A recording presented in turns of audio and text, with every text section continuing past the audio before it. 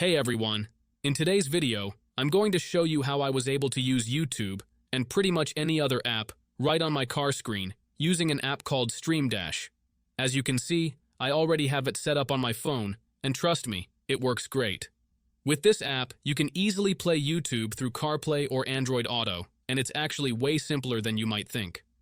All you need to do is download the app, connect it to your car, and you're good to go. Whether you want to stream music, podcasts, or even watch YouTube videos when you're parked, this app makes it super easy. Just a quick reminder, please don't use it while driving. Make sure you stay safe and only use it when the car isn't moving.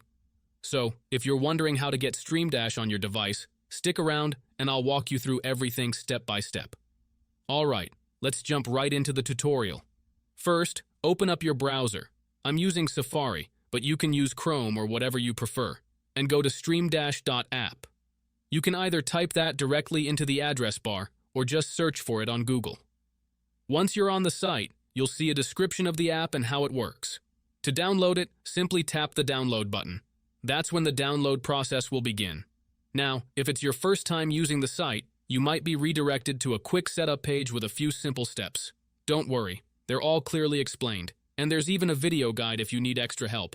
Once you complete those steps, an installation pop-up should appear, and then the app will install directly to your phone. And that's it. Super easy.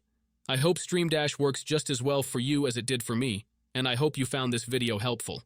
If you did, make sure to give it a thumbs up, drop a comment if you have any questions, and don't forget to subscribe for more tech tips and tutorials. Thanks for watching, and I'll see you in the next one.